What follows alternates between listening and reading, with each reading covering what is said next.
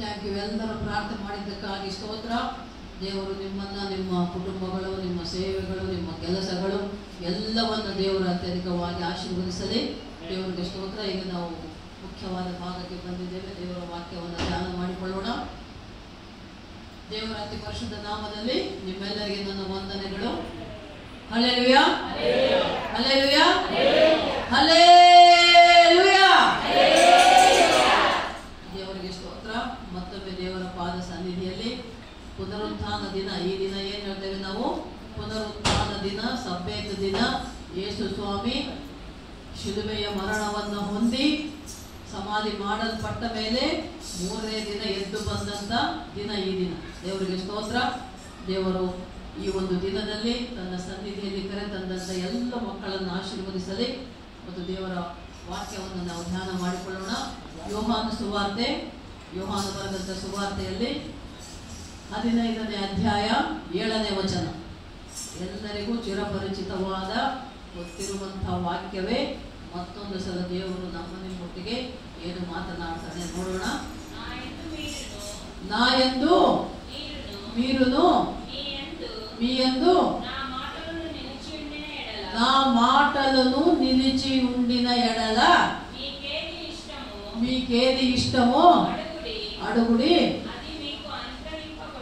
అది మీకు అనుగ్రహింపబడును. హల్లెలూయా. ಕನ್ನಡದಲ್ಲಿ ಓದಮ್ಮ. ಯೋಹಾನ 15:7. ನೀವು ನನ್ನಲ್ಲಿಯೂ ನನ್ನ ವಾಕ್ಯಗಳು ನಿಮ್ಮಲ್ಲಿಯೂ ನೆಲೆಗೊಂಡಿದ್ದರೆ ಏನು ಬೇಕಾದರೂ ಬೇಡಿಕೊಳ್ಳಿರಿ, ಅದು ನಿಮಗೆ ದೊರೆಯುವುದು. ಹಲ್ಲೆಲೂಯಾ. ಬಹಳ ಮುಖ್ಯವಾದ ವಾಕ್ಯ, ಎಲ್ಲರಿಗೂ ಗೊತ್ತಿರೋದೇ. ಆದರೂ ಕೂಡ ದೇವರು ಈ ದಿನ ನಮ್ಮೊಟ್ಟಿಗೆ ಏನು, ಯಾವ ರೀತಿಯಲ್ಲಿ ಏನು ಮಾತನಾಡ್ತಾನೆ ಅಂತ ನಾವು ದೇವರನ್ನು ಧ್ಯಾನಿಸೋಣ. ಒಂದು ಕ್ಷಣ ಪ್ರಾರ್ಥಿಸಿಕೊಳ್ಳೋಣ. Hallelujah, hallelujah, hallelujah. ಸ್ತೋತ್ರಂ ದೇವಾ. ವಂದನೆ ಸ್ವಾಮಿ. ಅಪ್ಪ, ಸರ್ವಶಕ್ತನೇ, ಸರ್ವೋನ್ನತನೇ, ಸರ್ವಾಧಿಕಾರಿಯಾದಂಥ ದೇವಾ, ನಿನಗೆ ವಂದನೆಯಪ್ಪ.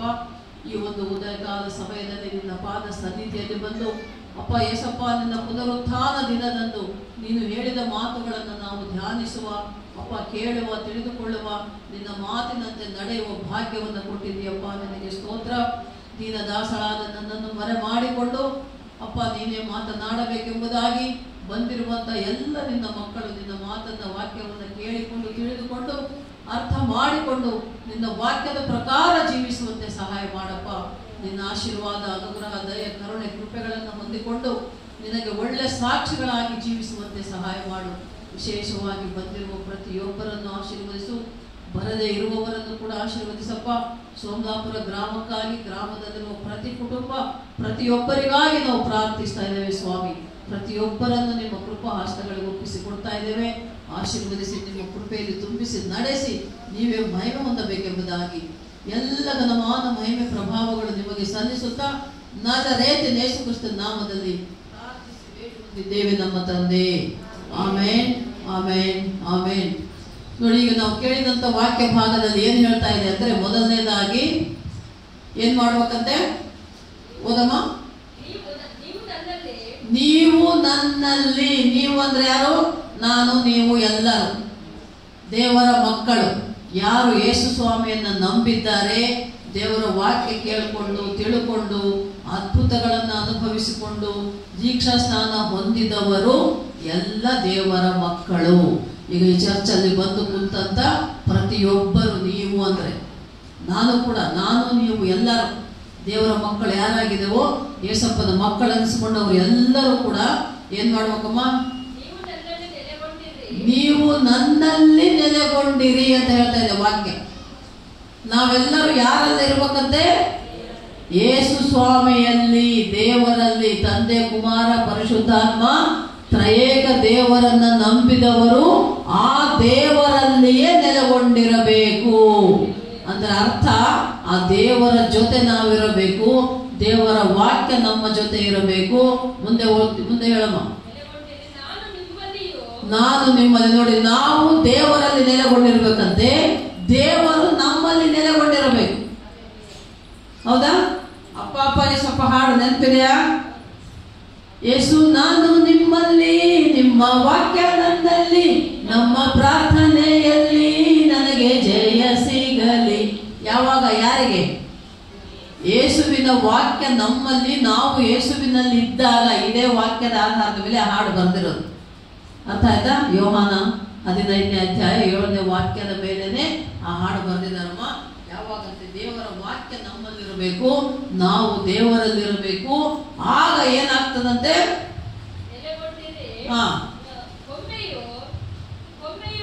15 ಹೇಳಮ್ಮ. 15ನೇ ಅಧ್ಯಾಯ 7ನೇ ವಾಕ್ಯ.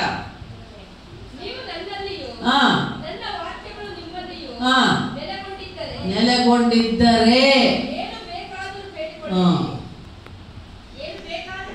ಬೇಡಿಕೊಳ್ಳಿರಿ, ಅದು ನಿಮಗೆ ದೊರೆಯುವುದು. ಈಗ ನಿಮ್ಗೆ ಏನಾದರೂ ಬೇಕು, ಆಗಬೇಕು ಅಂದುಕೊಂಡಿದ್ದರೆ ನೀವೇನ್ ಮಾಡಬೇಕು? ದೇವರ ವಾಕ್ಯ ಹೇಳ್ತಾ ಇದೆ, ಮೊದಲು ನೀವು ದೇವರಲ್ಲಿ ನೆಲೆಗೊಳ್ರಿ, ಆಮೇಲೆ ದೇವರ ವಾಕ್ಯ ನಿಮ್ಮಲ್ಲಿರಬೇಕು. ಅಂದ್ರೆ ಅರ್ಥ ಏನು? ಈಗ ನಾವು ಕೀರ್ತನೆ ಭಾಗ ಓದಿದೀವಲ್ಲ, ದೇವರ ವಾಕ್ಯದ ಪ್ರಕಾರ ನಾವು ನಡ್ಕೊಂಡ್ರೆ ಮಾತ್ರ ಆತನ ಕೃಪೆ ನಮಗೆ ಸಿಗುತ್ತದೆ. ಆತನ ಕೃಪೆ ನಮ್ಮ ಮೇಲೆ ಇರ್ತದೆ, ಆತನ ಆಶೀರ್ವಾದ ನಮ್ಮ ಮೇಲೆ ಇರ್ತದೆ. ಅಪನಂಬಿಕೆ ಇದ್ದರೆ ನೀನು ಎಷ್ಟೇ ಪ್ರಾರ್ಥನೆ ಮಾಡಿದರೂ ಏನು ಕಾರ್ಯ ಆಗುವುದಿಲ್ಲ, ಖಂಡಿತ ಆಗಲ್ಲ. ಅದಕ್ಕೆ ದೇವರ ವಾಕ್ಯ ಹೇಳ್ತದಲ್ಲ, ಸಾಸಿವೆ ಕಾಳಷ್ಟು ನಂಬಿಕೆ ನಿನಗಿದ್ದರೆ ಬೆಟ್ಟ ಗುಡ್ಡ ಕದಲಂದ್ರೂ ಕೂಡ ಕದಲ್ತದಂತೆ. ಅಂದ್ರೆ ನಿನ್ನ ನಂಬಿಕೆ ಬಹಳ ಮುಖ್ಯ ಇಲ್ಲಿ. ನಂಬಿಕೆ ಯಾವಾಗ ಬರ್ತದೆ? ದೇವರನ್ನ ನಾವು ಕೇಳಿದಾಗ, ತಿಳಿದಾಗ, ದೇವರ ವಾಕ್ಯ ಕೇಳಿಕೊಂಡಾಗ, ತಿಳ್ಕೊಂಡಾಗ, ಅದನ್ನ ಸಂಪೂರ್ಣವಾಗಿ ಅರ್ಥ ಮಾಡಿಕೊಂಡ್ರೆ. ಅರ್ಧಂಬರ್ಧ ಅಲ್ಲ. ಈಗ ನಮ್ಮಲ್ಲಿದ್ದಾರೆ ಎಷ್ಟೋ ಜನ ವಿಶ್ವಾಸಿಗಳು. ಸೋಮಲಾಪುರದಲ್ಲಿ ಇದ್ದಾರೆ, ಸಂಜೀವರಾಯನಕೋಟೆಯಲ್ಲೂ ಇದ್ದಾರೆ, ಮುರುಡಿ ಹನುಮಾಪುರದಲ್ಲೂ ಇದ್ದಾರೆ. ಎಲ್ಲ ನಮ್ಮ ಚರ್ಚ್ಗಳು, ನಮ್ಮ ಸೇವೆ ಎಲ್ಲೆಲ್ಲಾಗಿದೆಯೋ ಎಲ್ಲ ಕಡೆ ನೋಡ್ತೇವೆ.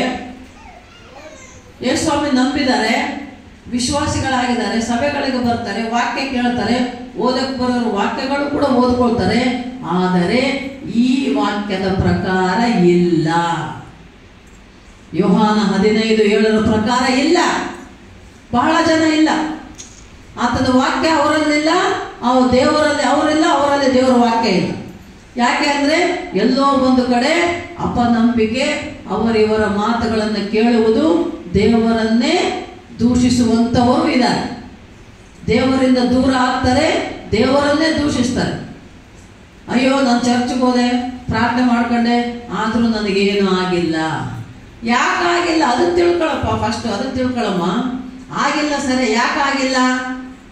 ಯಾಕೆಂದ್ರೆ ನಿನ್ನಲ್ಲಿ ಸಂಪೂರ್ಣವಾದ ನಂಬಿಕೆ ಇಲ್ಲ. ಸಂಪೂರ್ಣವಾಗಿ ನಿನ್ನ ಪ್ರಾಣಾತ್ಮ ಶರೀರಗಳನ್ನು ಒಪ್ಪಿಸಿಕೊಟ್ಟು ಪ್ರಾರ್ಥನೆ ಮಾಡು. ಮೊಣಕಾಲೋರು, ಉಪವಾಸ ಇರು, ಪ್ರಾರ್ಥನೆ ಮಾಡು. ಆಗ ನೀನು ಕೇಳಕೋ, ನಿನಗೇನು. ಅದಕ್ಕೆ ದೇವರು ಹೇಳ್ತಾ ಇರೋದು, ನೀವು ನನ್ನಲ್ಲಿ ನೆಲೆಗೊಂಡಿದ್ದರೆ, ನನ್ನ ವಾಕ್ಯಗಳು ನಿಮ್ಮಲ್ಲಿ ನೆಲೆಗೊಂಡಿದ್ದರೆ, ಆಗ ನಿಮಗೇನು ಬೇಕೋ ಕೇಳಿರಿ, ಅದು ನಿಮಗೆ ದೊರೆಯುವುದು. ಸುಮ್ಮನೆ ದೊರೆಯಲ್ಲ, ಸುಮ್ಮನೆ ಏನು ಸಿಗಲ್ಲಮ್ಮ. ಸುಮ್ಮನೆ ಅಕ್ಕಿ ಬೇಳೆ ತಂದು ಮನೆಯಲ್ಲಿ ಇಟ್ಟುಬಿಟ್ರೆ ಅನ್ನ ಸಾರು ಬೇಕು ಅಂದ್ರೆ ಆಗ್ತದ? ಅಕ್ಕಿ ಬೇಳೆ ಇದೆ ಮನೆಯಲ್ಲಿ, ಸುಮ್ಮನೆ ಕೂತ್ಕೊಂಡು ಅನ್ನ ಸಾರು ಬೇಕಂದ್ರೆ ಕಷ್ಟಪಟ್ಟು ಮಾಡ್ಬೇಕು ತಾನೆ. ಒಲೆ ಹಚ್ಚಬೇಕು, ಅಕ್ಕಿ ತೊಳಿಬೇಕು, ನೀರು ಹಾಕಿಡುವಾಗ. ಯಾರೋ ಒಬ್ಬ ಹೊಸದಾಗಿ ಮದುವಾದ ಸೊಸೆ ಬಂದ್ಲಂತೆ, ಆಕೆಗೆ ಅಡಿಗೆ ಮಾಡೋಕ್ಕೆ ಬರ್ತಿರ್ಲಿಲ್ಲಂತೆ, ಅಡಿಗೆನೇ ಗೊತ್ತಿಲ್ಲ. ಆ ಸೊಸೆ ಮನೆಗೆ ಬಂದಾಗ ಅಕ್ಕಿ ಹೇಳಿದ, ಅತ್ತೆ ಹೇಳಿದ, ಅತ್ತೆ ಅನ್ನ ಹೆಂಗೆ ಮಾಡಬೇಕು, ಅನ್ನ ಕೂಡ ಮಾಡಕ್ ಬರಲ್ಲ ಅಂತ ಸೊಸೆ ಮಹಾತಾಯಿ ಕುಣಿವಂತೆ. ಅತ್ತೆ ಅನ್ನ ಹೇಗೆ ಮಾಡಬೇಕು ಅಂದ್ರೆ, ಅಕ್ಕಿ ತೊಳೆಯಮ್ಮ, ಅಕ್ಕಿ ತೊಳೆದು ಇಡಮ್ಮ ಸ್ಟವ್ ಮೇಲೆ ಅಂದ್ರೆ. ಅಕ್ಕಿ ತೊಳೆದು ಸ್ಟವ್ ಮೇಲೆ ಇಟ್ಟಾಳೆ, ಆಯ್ತು. 10 ನಿಮಿಷ ಆಯ್ತು, ಅರ್ಧ ಗಂಟೆ ಆಯ್ತು, ಗಂಟೆ ಆಯ್ತು, ಆಗಿಲ್ಲ ಅನ್ನ. ಹೆಂಗಾಗ್ತದೆ ಅನ್ನ? ಸ್ಟವ್ ಮೇಲೆ ಇಟ್ಟರೆ ಆಗ್ತದ? ಸ್ಟವ್ ಹಚ್ಚಬೇಕಲ್ಲಪ್ಪ, ಸ್ಟವ್ವೇ ಹಚ್ಚಿಲ್ಲ. ಅತ್ತೆ ನೀನು ಹೇಳ್ದೇನತ್ತೆ, ಅಕ್ಕಿ ತೊಳೆದು ಇಟ್ಟಿನಿ, ಅನ್ನನೇ ಆಗಿಲ್ಲ. ಅಮ್ಮ ಅತ್ತೆ ಬಂದು ನೋಡಿದ್ಲಂತೆ, ಅಮ್ಮ ತಾಯಿ ನೀನು ಸ್ಟವ್ವೇ ಹಚ್ಚಿಲ್ಲಲ್ಲಮ್ಮ, ಸ್ಟವ್ವೇ ಹಚ್ಚಲಾರ್ದೆ ಅನ್ನ ಹೆಂಗಾಗ್ತದೆ ನಿನಗೆ ಅಲ್ವಾ? ಚರ್ಚೆಗೆ ಬಂದೀನಿ, ಕುಂತೀನಿ, ಮೊಣಕಾಲೂರಿನಿ, ವಾಕ್ಯ ಕೇಳಿನಿ, ಪ್ರಾರ್ಥನೆ ಮಾಡಿನಿ, ಆದರೆ ನಂಬಿಕೆ ಸಂಪೂರ್ಣವಾಗಿ ಇಲ್ಲ. ಅದಕ್ಕೆ ನಿಮಗೇನು ಅದ್ಭುತಗಳು ಆಗ್ತಾ ಇಲ್ಲ ಮಕ್ಕಳೇ. ಅದ್ಭುತಗಳು ಆಗಬೇಕು ಆಗಬೇಕು, ದೇವರು ಸ್ವಸ್ಥತೆ ಕೊಡಬೇಕು, ಆರೋಗ್ಯ ಕೊಡಬೇಕು, ಬಲ ಕೊಡಬೇಕು, ಶಕ್ತಿ ಕೊಡಬೇಕು, ನೆಮ್ಮದಿ ಬೇಕು, ಶಾಂತಿ ಬೇಕು, ಸಮಾಧಾನ ಬೇಕು ಅಂದುಕೊಂಡಿದ್ದು ಆಗಬೇಕು ಅಂದರೆ ನಂಬಿಕೆಯಿಂದ ಪ್ರಾರ್ಥಿಸಿರಿ. ಹಲ್ಲೆಲೂಯಾ. ಯಾಕೋಬ 5:16 ವಾಕ್ಯ ನೋಡುವಾಗ ಅಲ್ಲಿ ವಾಕ್ಯ ಹೇಳ್ತದೆ, ನೀತಿವಂತನ ಅತ್ಯಾಸಕ್ತಿಯುಳ್ಳ ಪ್ರಾರ್ಥನೆಯಲ್ಲಿ ಬಲವಿದೆ ಅಂತದೆ ವಾಕ್ಯ. ಹಲ್ಲೆಲೂಯಾ. ಎಲ್ಲಿದೆ ಅಂತೆ ಬಲ? ನೀತಿವಂತನ ಅತ್ಯಾಸಕ್ತಿಯುಳ್ಳ ಪ್ರಾರ್ಥನೆ. ನೀನು ನೀತಿವಂತನಾಗಿರಬೇಕು, ನೀತಿವಂತಳಾಗಿರಬೇಕು. ದೇವರಲ್ಲಿ ಆಸಕ್ತಿಯಿಂದ, ನಂಬಿಕೆಯಿಂದ, ಇಷ್ಟಪಟ್ಟು, ಕಷ್ಟಪಟ್ಟು, ಅಂದರೆ ಉಪವಾಸ ಇದ್ದು ಮೊಣಕಾಲೂರಿ ಪ್ರಾರ್ಥಿಸಿ ಕೇಳಿಕೊ ನೀನು. ಅದಕ್ಕೆ ವಾಕ್ಯ ಹೇಳ್ತಾ ಇದೆ, ನಿನಗೇನು ಬೇಕೋ ನನ್ನ ನಾಮದಲ್ಲಿ ನೀವು ಕೇಳಿಕೊಳ್ಳಿರಿ, ಅದು ನಿಮಗೆ ದೊರಕುವುದು, ಸಿಗುವುದು. ನಂಬಿಕೆನೇ ಇಲ್ಲ, ಪ್ರಾರ್ಥನೆ ಸರಿಯಾಗಿಲ್ಲ, ಸಂಪೂರ್ಣತೆ ಇಲ್ಲ ಅಂದಾಗ ಏನೂ ಆಗುವುದಿಲ್ಲ. ಹನ್ನಳ ಪ್ರಾರ್ಥನೆ ಉದಾಹರಣೆಗೆ ನಾವು ತೆಗೆದುಕೊಳ್ಳುವುದಾದರೆ ಬೈಬಲಲ್ಲಿ ನೋಡ್ತೇವೆ, ಹಳೆ ಒಡಂಬಡಿಕೆಯಲ್ಲಿ ಸಾಮ್ಯದ ಗ್ರಂಥದಲ್ಲಿ ನೋಡ್ತೇವೆ. ಈ ವಾಕ್ಯವನ್ನು ಓದೋದು ಬೇಡ, ಸಮಯ ಇಲ್ಲ. ಹನ್ನಳ ಪ್ರಾರ್ಥನೆ, ಅಲ್ಲಿ ಹನ್ನ ಅನ್ನುವಂಥ ಒಬ್ಬ ಬಹಳ ಒಳ್ಳೆಯ ಭಕ್ತಳಾಯನು. ಆಕೆಗೆ ಮಕ್ಕಳಾಗಿಲ್ಲ, ಬಂಜ ಅಂತ ಎಲ್ಲರೂ ಹೀಯಾಳಿಸ್ತಾ ಇದ್ದಾರೆ. ಆಕೆಗೆ ಮಕ್ಕಳಾಗಿಲ್ಲ, ಮಕ್ಕಳು ಬೇಕು ಅಂತ ಆಕೆ ಬಂದು ಸಭೆಯಲ್ಲಿ, ಚರ್ಚಲ್ಲಿ ಹೋಗಿ ಮೊಣಕಾಲೂರಿ ಉಪವಾಸ ಇದ್ದು ಪ್ರಾರ್ಥಿಸ್ತಾಳೆ.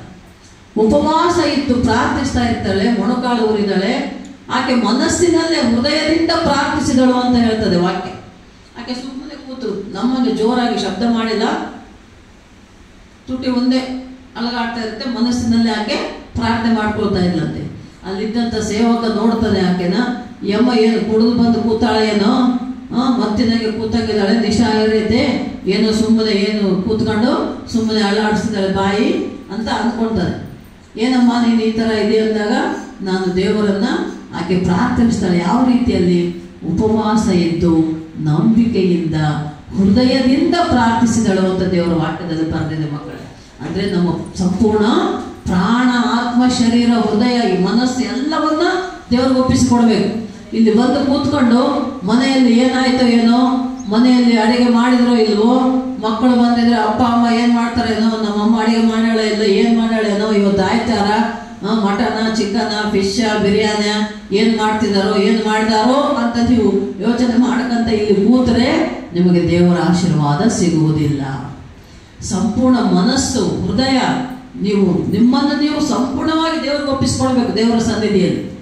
ಹಂದಳ ಹಾಗೆ ನಾವು ಪ್ರಾರ್ಥಿಸಿಕೊಂಡ್ರೆ, ಆಕೆ ಆ ರೀತಿ ಪ್ರಾರ್ಥಿಸಿದಳು, ಹೃದಯದಿಂದ ಪ್ರಾರ್ಥಿಸಿದಳು, ನಂಬಿಕೆಯಿಂದ ಪ್ರಾರ್ಥಿಸಿದಳು, ಉಪವಾಸ ಇದ್ದು ಪ್ರಾರ್ಥಿಸಿದಳು, ಮೊಣಕಾಲೂರಿ ಪ್ರಾರ್ಥಿಸಿದಳು, ಸಂಪೂರ್ಣವಾಗಿ ತನ್ನನ್ನು ತಾನು ಒಪ್ಪಿಸಿಕೊಟ್ಟು ಆಮೇಲೆ ಅರಿಕೆ ಮಾಡಿಕೊಳ್ತಾಳೆ. ಏನಂತೆ? ಅಪ್ಪ, ನೀನೇನಾದರೂ ನನಗೆ ಮಗನನ್ನು ಕೊಟ್ಟರೆ ಆ ನನ್ನ ಮಗನನ್ನ ನಿನಗೆ, ನಿನ್ನ ಸೇವೆಗೆ ಒಪ್ಪಿಸಿಕೊಡ್ತೇನೆ ಅಂತ ಹೇಳ್ಕೊಳ್ತಾಳೆ. ಆಗ ದೇವರು ಆಕೆಗೆ ಗರ್ಭಫಲ ಕೊಡ್ತಾನೆ. ಮುದ್ದಾದ ಸಾಮುವೇಲ ನನ್ನ ಮಗನನ್ನ ದಯಾಪಾಲಿಸ್ತಾನೆ. ಆದರೆ ಮಗ ಹುಟ್ಟಿದ ಮೇಲೆ ಆಕೆ ಸುಮ್ಮನಿರಲ್ಲ. ಏನ್ ಮಾಡ್ತಾಳೆ? ಏನು ಅರಿಕೆ ಮಾಡಿಕೊಂಡಿದ್ದಲ್ಲ ದೇವರ ಸನ್ನಿಧಿಯಲ್ಲಿ, ಮಗ ಹುಟ್ಟಿದ್ರೆ ನಿನಗೆ ಒಪ್ಪಿಸಿಕೊಡ್ತೇನೆ ಅಂತ ಅರಿಕೆ ಮಾಡಿಕೊಂಡಾಗ ಆ ಮಗನನ್ನ, ಅದು ಇನ್ನು ಚಿಕ್ಕ ಮಗು ಇದ್ದಾಗಲೇ ತಂದು ಸಭೆಯಲ್ಲಿ ಸೇವಕರ ಜೊತೆ ಬಿಟ್ಟು ಬಿಡ್ತಾಳೆ. ಅಪ್ಪ, ನಾನು ಅಂದುಕೊಂಡಿದ್ದೆ ನನಗೆ ದೇವರು ಮಗ ಕೊಟ್ಟಿದ್ದಾನೆ, ಆ ಮಗನನ್ನು ದೇವರಿಗೆ ಒಪ್ಪಿಸ್ತೇನೆ ಅಂದ್ಕೊಂಡಿದ್ದೀನಿ, ಅದಕ್ಕೆ ನಿಮ್ಗೆ ಒಪ್ಪಿಸಿಕೊಡ್ತಾ ಇದ್ದೇನೆಯ ಅಂತ ಹೇಳಿ ದೇವರ ಸೇವೆಗಾಗಿ ಸಭೆಯಲ್ಲಿ ಬಂದು ಸೇವಕರಿಗೆ ತನ್ನ ಚಿಕ್ಕ ಮಗನನ್ನ, ಬಾಲಕ ಸಾಮುವೇಲನನ್ನ ಬಿಟ್ಟು ಹೋಗ್ತಾಳೆ. ಮಕ್ಕಳೇ, ಇಲ್ಲಿ ನಮ್ಮಲ್ಲಿ ಇದ್ದಾರೆ ಎಷ್ಟೋ ಜನ ವಿಶ್ವಾಸಿಗಳು, ಪ್ರಾರ್ಥನೆ ಮಾಡ್ಕೊಳ್ತಾರೆ. ಕೆಲವರಿಗೆ ದೇವರ ಅದ್ಭುತ ಕಾರ್ಯಗಳು ಕೂಡ ಮಾಡ್ತಾರೆ, ಅನುಭವಿಸ್ತಾರೆ. ಆದರೆ ಅದನ್ನು ನೆನಪಿಟ್ಟುಕೊಳ್ಳಲ್ಲ, ಮರ್ತು ಹೋಗ್ತಾರೆ. ಮನೆಗೆ ಹೋಗ್ತಾರೆ, ಊರಿಗೆ ಹೋಗ್ತಾರೆ, ಕೇರಿಗೆ ಹೋಗ್ತಾರೆ, ಮತ್ತೆ ತಿರ್ಗಾ ದೇವರ ಹತ್ತಿರ ಬರೋದಿಲ್ಲ. ದೇವರ ವಾಕ್ಯ ಹೇಳುತ್ತದೆ, 103ನೇ ಕೀರ್ತನೆ 2ನೇ ವಚನ, ಆತನು ಮಾಡಿದ ಉಪಕಾರಗಳಲ್ಲಿ ಒಂದನ್ನೂ ಮರೆಯಬೇಡ. ಹಲ್ಲೆಲೂಯಾ. ದೇವರು ನಂಬಿ ಪ್ರಾರ್ಥಿಸಿಕೊಂಡಾಗ ಎಷ್ಟೋ ಅದ್ಭುತ ಕಾರ್ಯಗಳು ಮಾಡ್ತಾನೆ, ಅದನ್ನು ನಾವು ನೆನಪು ಮಾಡಿಕೊಳ್ಬೇಕಂತೆ. ಕೆಲವರು ಏನು ಮಾಡ್ತಾರೆ? ಮರ್ತು ಹೋಗ್ಬಿಡ್ತಾರೆ, ದೇವರನ್ನು ಮರೀತಾರೆ, ದೇವರು ಮಾಡಿದ ಅದ್ಭುತವನ್ನು ಮರೀತಾರೆ, ಪಾಸ್ಟನ್ನು ಮರೀತಾರೆ, ಪ್ರಾರ್ಥನೆ ಮಾಡಿದವರನ್ನು ಮರೀತಾರೆ, ಚರ್ಚನ್ನು ಮರೀತಾರೆ, ಅವ್ರ ಪಾಡಿಗೆ ಅವರು ಇದ್ದು ಬಿಡ್ತಾರೆ. ಇದ್ದಾಗ ಮತ್ತಿನ್ನೇನೋ ಸಮಸ್ಯೆ ಬಂದಾಗ ಅವಾಗ ಮತ್ತೆ ಚರ್ಚೆಗೆ ಬರ್ತಾರೆ, ಮತ್ತೆ ಭಾಷೆ ಹತ್ರ ಬರ್ತಾರೆ, ಮತ್ತೆ ಪ್ರಾರ್ಥನೆ ಮಾಡ್ರಿ ಅಂತ ಕೇಳ್ಕೊಳ್ತಾರೆ, ಮತ್ತೆ ಹೋಗ್ತಾರೆ, ಅನುಭವಿಸ್ತಾರೆ, ದೇವರ ಆಶೀರ್ವಾದ ಹೊಂದಿಕೊಂಡು ಮತ್ತೆ ಮರ್ತು ಹೋಗ್ತಾರೆ. ಇಂಥ ಅನೇಕ ವಿಶ್ವಾಸಿಗಳು ಇದ್ದಾರೆ, ಸೇವಕರು ಕೂಡ ಇದ್ದಾರೆ. ಈ ದಿನಗಳಲ್ಲಿ ನಾವು ನೋಡುವಾಗ ವಿಶ್ವಾಸಿಗಳಿಗಷ್ಟೇ ಅಲ್ಲ, ಸೇವಕರಲ್ಲೂ ಕೂಡ ನಂಬಿಕೆ ಕಡಿಮೆ ಆಗಿದೆ ಇತ್ತೀಚಿನ ದಿನಗಳಲ್ಲಿ. ಅವರಿಗೆ ಸಂಪೂರ್ಣ ನಂಬಿಕೆ ಇಲ್ಲ. ನಂಬಿಕೆ ಇಲ್ಲದ ಸೇವಕರಿದ್ದಾರೆ, ನಂಬಿಕೆ ಇಲ್ಲದ ವಿಶ್ವಾಸಿಗಳಿದ್ದಾರೆ. ಆದರೆ ದೇವರು ಹೇಳ್ತಾನಲ್ಲ, ಈಗ ನಾವು ಕೀರ್ತನೆ 89ರಲ್ಲಿ 32ನೇ ವಾಕ್ಯ ಓದಿದೀವಲ್ವಾ, ಆತನ ವಾಕ್ಯಗಳಿಗೆ ವಿರೋಧವಾಗಿ ನಡೆದುಕೊಂಡರೆ ದೇವ್ರು ಏನ್ ಮಾಡ್ತಾನಂತೆ, ಬೆತ್ತದಿಂದ ಹೊಡೆಯುವನು, ಪೆಟ್ಟು ಕೊಡುವೆನು ಅಂತ ದೇವರು.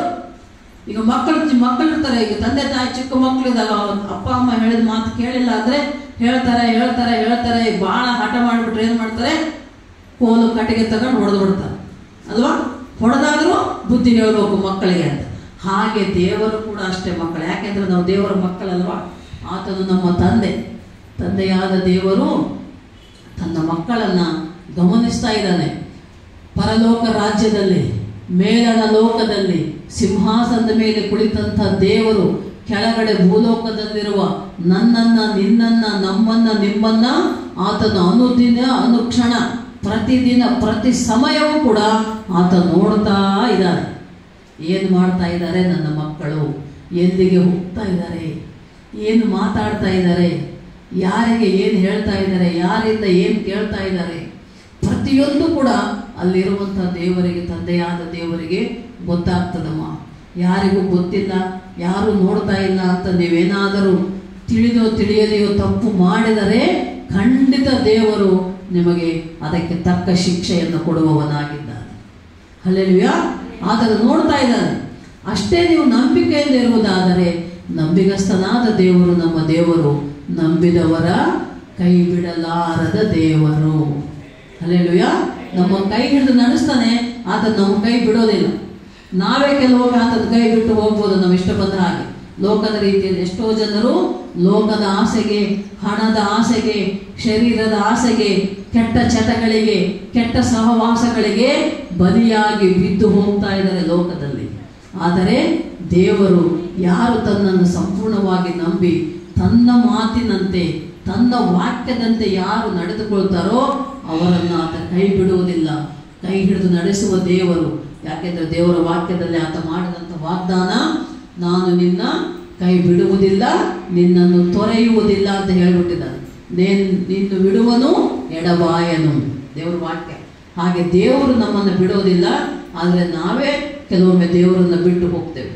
ಆದರೆ ದೇವರ ವಾಕ್ಯ ಹೇಳ್ತಾ ಇದೆ, ಯಾರಾದರೂ ಇಲ್ಲಿ ಬಂದಂಥ ದೇವರ ಮಕ್ಕಳು ತಿಳಿಯದೆಯೋ ಏನಾದರೂ ತಪ್ಪುಗಳು ದೇವರ ವಾಕ್ಯಕ್ಕೆ ವಿರೋಧವಾಗಿ ವರ್ತಿಸಿರುವುದಾದರೆ ಈ ದಿನವೇ, ಈ ಕ್ಷಣವೇ ನಿಮ್ಮ ತಪ್ಪನ್ನು ಒಪ್ಪಿಕೊಂಡು ಪಾಪ ಕ್ಷಮಾಪಣೆ ಕೇಳಿಕೊಡ್ರಿ, ಪಶ್ಚಾತ್ತಾಪ ಪಡಿರಿ.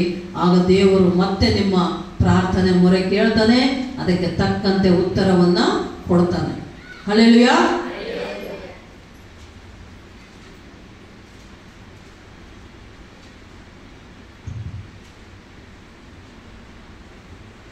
ಎಷ್ಟೋ ಜನರು ನಾವು ನೋಡ್ತಾ ಇದ್ದೇವೆ, ದೇವರ ಮಕ್ಕಳು ಅನಿಸ್ಕೊಂಡವ್ರೆ ಏನು ಮಾಡ್ತಾ ಇದ್ದಾರೆ, ಕೆಲವರು ಪಂಚಾಂಗ ಹೇಳ್ತಾರೆ, ಪಂಚಾಂಗ ಕೇಳ್ತಾರೆ. ಮಂತ್ರಗಳು, ತಂತ್ರಗಳು, ಅಮಾವಾಸ್ಯೆ, ಹುಣ್ಣಿಮೆ ಅನ್ನುವವರು ಇನ್ನ ಇದ್ದಾರೆ. ಆದರೆ ದೇವರ ವಾಕ್ಯ ಹೇಳ್ತದೆ, ಯಾವುದೇ ರೀತಿಯ ಇಂಥ ಒಂದು ಮಂತ್ರ, ತಂತ್ರ, ಶಕುನಗಳು ದೇವರ ರಾಜ್ಯದಲ್ಲಿ ಇಲ್ಲ, ದೇವರ ಸನ್ನಿಧಿಯಲ್ಲಿ ಇಲ್ಲ. ದೇವರು ಅದನ್ನ ನೋಡೋದು ಇಲ್ಲ, ಹೇಳೋದು ಇಲ್ಲ, ಕೇಳೋದು ಇಲ್ಲ. ಅದೆಲ್ಲವೂ ಕೂಡ ಈ ಲೋಕದ ಜನರು ಮಾಡಿದ್ದು. ಅರ್ಥ ಮಾಡ್ಕೊಳ್ಳಿ ಮಕ್ಕಳೇ. ಪಂಚಾಂಗ ದೇವರು ಬರೆದಿಟ್ಟಿಲ್ಲ. ಏಸಪ್ಪ ಹೇಳಿದ್ದು ದೇವರ ವಾಕ್ಯಗಳು, ಸತ್ಯವೇದ, ಬೈಬಲ್ ಮಾತ್ರ. ಪಂಚಾಂಗಗಳು ಬರೆದಿಟ್ಟುಕೊಂಡಿದ್ದು ಮನುಷ್ಯರಿಗೆ ಹೇಳ್ತಾ ಇದ್ದಾರೆ. ಅದನ್ನ ಹೇಳಿ ಅವರ ಹೊಟ್ಟೆ ಪಾಡು ಮಾಡ್ಕೊಳ್ತಾ ಇದ್ದಾರೆ. ಅವ್ರ ಕೆಲಸ, ಕೂಲಿ, ದುಡಿಮೆ ಮಾಡ್ಕೊಂಡ್ಬಿಟ್ಟಾರೆ.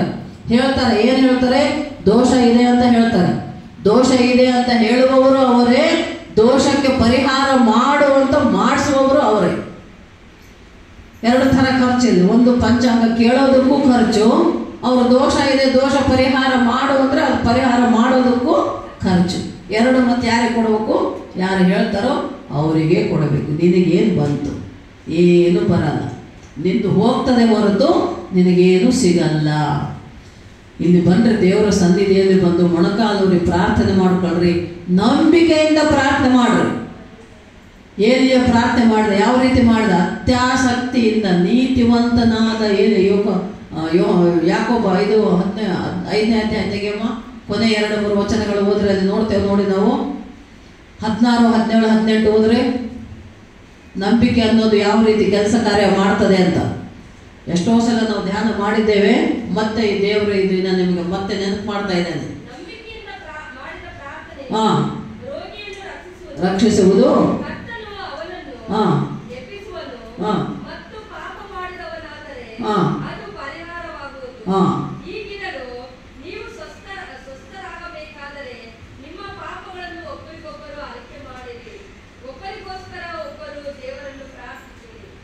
ಮುಂದೆ ಓದು. ನೀತಿವಂತನ ಅತ್ಯಾಸಕ್ತಿಯುಳ್ಳ ವಿಜ್ಞಾಪನೆಯು ಬಹುಬಲವಾಗಿದೆ. ಹಲ್ಲೆಲೂಯಾ. ಓದಮ್ಮ, ಎಷ್ಟು ಬಲ? ಓದಮ್ಮ ಮುಂದೆ. ಎಲಿಯನು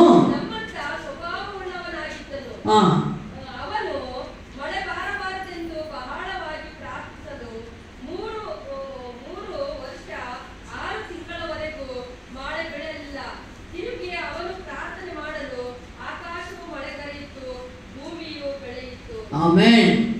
ನೋಡಿ, ಇಲ್ಲಿ ಈ ವಾಕ್ಯ ಭಾಗ ನಾವು ಓದಿದೀವಲ್ಲ, ಇದು ಏನು ಹೇಳ್ತಾ ಇದೆ ಅಂದ್ರೆ ನಂಬಿಕೆಯಿಂದ ಪ್ರಾರ್ಥನೆ ಮಾಡಿದರೆ ಏನಾದರೂ ಆಗ್ತದೆ ಅಂತ. ಏನಾಯ್ತು ಇಲ್ಲಿ? ಒಂದು, ರೋಗಿಗೆ ಸ್ವಸ್ಥತೆ ರಕ್ಷಣೆ ಆಯಿತು. ಇನ್ನೊಂದು, ಪಾಪ ಮಾಡಿದವನಾಗಿದ್ದರೆ ಪಾಪದ ಅರಿಕೆ ಮಾಡಿಕೊಂಡ್ರೆ ಅದಕ್ಕೆ ಪಾಪ ಕ್ಷಮಾಪಣೆ ಆಯಿತು. ಆಮೇಲೆ ಒಬ್ಬ ಏಲಿಯ ಅನ್ನುವಂಥ ಸೇವಕ, ಒಬ್ಬ ಆ ಕಾಲದಲ್ಲಿದ್ದಂಥ ಸೇವಕ, ಆತ ಏನು ಮಾಡಿದಂತೆ? ನಂಬಿಕೆಯಿಂದ ಪ್ರಾರ್ಥನೆ ಮಾಡಿದ. ಏನಂತ ಮಾಡಿದ? 3.5 ವರ್ಷ, 3 ವರ್ಷ 6 ತಿಂಗಳು ಅಂತಿದೆ ಅಲ್ಲಿ, 3.5 ವರ್ಷ ಮಳೆ ಬರಬಾರ್ದು. ಯಾಕೆ ಆ ರೀತಿ ಮಾಡಿದ ಅಂದರೆ ಆ ಕಾಲದಲ್ಲಿ ಜನರು ಬಹಳ ಪಾಪನೇ ಮಾಡ್ತಾ ಇದ್ರಂತೆ. ಪಾಪ ಕಾರ್ಯಗಳಲ್ಲಿ ಮುಳುಗೋಗಿದ್ದಾರೆ. ಮೋಸ, ದ್ರೋಹ, ಅನ್ಯಾಯ, ಪಾಪಗಳನ್ನು ಮಾಡ್ತಿದ್ದ ಜನರಿಗೆ ಈ ಥರ ಮಾಡಬೇಡ್ರಿ ಅಂತ ಹೇಳಿ ಹೇಳಿ ಹೇಳಿ ಸಾಕಾಗಿ ಆತ ಕೊನೆಗೆ ಏನು ಮಾಡ್ತಾನೆ? ಇವರು ಒಳ್ಳೆ ಪಾಠ ಕಲಿಸ್ಬೇಕಂತ 3.5 ವರ್ಷ ಮಳೆನೇ ಬರಬಾರ್ದು ಅಂತ ಪ್ರಾರ್ಥನೆ ಮಾಡಿಬಿಟ್ಟ. ಆತ ಯಾರು? ನೀತಿವಂತ. ಅಲ್ಲಿ ವಾಕ್ಯ ಹೇಳ್ತಾ ಇದೆ, ನೀತಿವಂತನ ಅತ್ಯಾಸಕ್ತಿಯುಳ್ಳ ಪ್ರಾರ್ಥನೆಯಲ್ಲಿ ಬಲ ಇದೆ ಅಂತ. ನೋಡಿ, ನೀತಿವಂತನಾದ ಏಲಿಯ ಅತಿ ಆಸಕ್ತಿಯಿಂದ, ಇಷ್ಟಪಟ್ಟು, ಇಂಟ್ರೆಸ್ಟ್ ಇಂದ ಪ್ರಾರ್ಥನೆ ಮಾಡಿದಂತೆ. ಆ ಪ್ರಾರ್ಥನೆ ಎಂಥದ್ದು? ಬಲವುಳ್ಳದ್ದು. ಆ ಬಲ ಎಂಥ ಬಲ? 3 ವರ್ಷ ಮಳೆ ಬರಬೇಡ ಅಂದ್ರೆ 3.5 ವರ್ಷ ಮಳೆ ಬರಲಿಲ್ಲ. ಆವಾಗ ಗೊತ್ತಾಯ್ತು. ಈಗ ನಮ್ಮ ಇಲ್ಲಿ ಎಷ್ಟೋ ಜನ ರೈತರಿದ್ದೀರ, ನಿಮಗೆ ಮಳೆ ಸಮಯಕ್ಕೆ ಸರಿಯಾಗಿ ಮುಂಗಾರು ಹಿಂಗಾರು ಮಳೆ ಬಂದಿಲ್ಲ ಅಂದ್ರೆ ಬೆಳೆ ಬೆಳೆಯಲ್ಲ. ಬರೀ ಬೆಳೆ ಅಲ್ಲ, ಮನುಷ್ಯರಿಗೆ ಬೆಳೆ ಇಲ್ಲ, ಊಟ ಇಲ್ಲ, ಪಶು ಪಕ್ಷಿ ಪ್ರಾಣಿಗಳಿಗೆ ಆಹಾರ, ಹುಲ್ಲಿಲ್ಲ, ಮೇವಿಲ್ಲ, ನೀರಿಲ್ಲ, ಅವು ಬದುಕಲ್ಲ ಅಲ್ವಾ? ಸ್ವಲ್ಪ 1 ತಿಂಗಳು 2 ತಿಂಗಳು ಮಳೆ ಬರೋದು ಲೇಟ್ ಆಯಿತು ರೈತರಿಗೆ ಅಂದರೆ ಎಷ್ಟು ಕಷ್ಟ ಆಗುತ್ತೆ. ಇಡೀ ವರ್ಷ ಮಳೆ ಬರಲಿಲ್ಲ, ಬೆಳೆ ಬೆಳೆದಿಲ್ಲ ಅಂದರೆ ಊಟ ಇಲ್ಲ, ಆಹಾರ ಇಲ್ಲ, ನೀರಿಲ್ಲ ಮನುಷ್ಯರಿಗೆ ಅಲ್ವಾ? ಇಲ್ಲಿ ನೋಡಿ, 3.5 ವರ್ಷ ಹೆಂಗಿದ್ರು ಮತ್ತೆ ಆ ಕಾಲಕ್ಕೆ ಅವರು ಎಷ್ಟು ಒದ್ದಾಡಿರ್ಬೇಕು ಅಲ್ವಾ? 3.5 ವರ್ಷ ಮಳೆನೇ ಬರಬಾರ್ದು ಅಂದರೆ ಮಳೆನೇ ಬರಲಿಲ್ಲ ಅಂತೆ. ಅವಾಗ ಮನುಷ್ಯರಿಗೆ ಏನು ಆಹಾರ, ನೀರು, ಪಶು ಪಕ್ಷಿ ಪ್ರಾಣಿ ಹೆಂಗಿದ್ದವು ಏನೋ ನೋಡಿ, ಎಷ್ಟು ಅವರು ಕಷ್ಟಪಟ್ಟಿರ್ತಾರೆ. ಆಮೇಲೆ ಹೋಗಿ ಮತ್ತೆ ಆತನ ಹತ್ರ ಕೇಳಿಕೊಂಡಾಗ, ಅಪ್ಪ ನೀನು ಮಳೆ ಬರೋಂಗೆ ಪ್ರಾರ್ಥನೆ ಮಾಡಪ್ಪ, ನಮ್ಗೆ ಇಷ್ಟೆಲ್ಲ ಕಷ್ಟ ಆಯಿತು ಅಂತ ಅಂದುಕೊಂಡಾಗ ಮತ್ತೆ ಆತನು ಪ್ರಾರ್ಥನೆ ಮಾಡಿದಾಗ ಮತ್ತೆ ಅವಾಗ 3.5 ವರ್ಷ ಆದಮೇಲೆ ಮತ್ತೆ ಮಳೆ ಬರಬೇಕು ಅಂತ ಪ್ರಾರ್ಥನೆ ಮಾಡಿದಾಗ ಮಳೆ ಬಂತು. ಮಳೆ ಬಂದು ನೆಲ ಎಲ್ಲ, ಭೂಮಿ ಎಲ್ಲ ಹಸಿರಾಗಿ ಒಳ್ಳೆ ಬೆಳೆ ಪೈರೆಲ್ಲ ಬಂತು ಅಂತ ವಾಕ್ಯ ಹೇಳ್ತಾ ಇದೆ. ಹಾಗೆ ಮಕ್ಕಳು, ನಿಮ್ಮಲ್ಲಿ ನಂಬಿಕೆ ಇದೆಯಾ? ದೇವರಲ್ಲಿ ಸಂಪೂರ್ಣ ನಂಬಿಕೆ ಇದೆಯಾ? ಪ್ರಾರ್ಥನೆ ಮಾಡೋದ್ರಲ್ಲಿ ಆಸಕ್ತಿ ಇದೆಯಾ? ಇಷ್ಟಪಟ್ಟು ಪ್ರಾರ್ಥನೆ ಮಾಡ್ತಾ ಇದ್ದೀರಾ ಅಥವಾ ಕಷ್ಟಪಟ್ಟು ಪ್ರಾರ್ಥನೆ ಮಾಡ್ತೀರಾ? ಬೇಕಾಬಿಟ್ಟು ಪ್ರಾರ್ಥನೆ ಮಾಡ್ತಿದ್ದೀರಾ? ಸುಮ್ಮನೆ ಹೆಸರಿಗೆ ಪ್ರಾರ್ಥನೆ ಮಾಡ್ತೀರಾ? ಅಥವಾ ನಾನು ಪ್ರಾರ್ಥನೆ ಮಾಡೋದು ಯಾರನ್ನ ನೋಡ್ಬೇಕು ಅವ್ರಿವರು ಅಂತ ಅದಕ್ಕಾಗಿ ತೋರ್ಪಡಿಕೆಗೆ ಪ್ರಾರ್ಥನೆ ಮಾಡ್ತಾ ಇದ್ದೀರಾ? ನಿಮ್ಮನ್ನು ನೀವೇ ಪರೀಕ್ಷೆ ಮಾಡಿಕೊಳ್ಳಿ. ನೀವು ಯಾವ ರೀತಿ ಪ್ರಾರ್ಥನೆ ಏರಿಯಾ ಮಾಡಿದಾಗ ಮಾಡ್ಬೇಕು ಪ್ರಾರ್ಥನೆ. ನಂಬಿಕೆಯಿಂದ ಅತಿ ಆಸಕ್ತಿಯಿಂದ ನೀತಿವಂತರಾಗಿದ್ದುಕೊಂಡು ಪ್ರಾರ್ಥಿಸಿದರೆ ಆ ಪ್ರಾರ್ಥನೆಯಲ್ಲಿ ಬಲ ಇದೆ. ಹಲ್ಲೆಲೂಯಾ.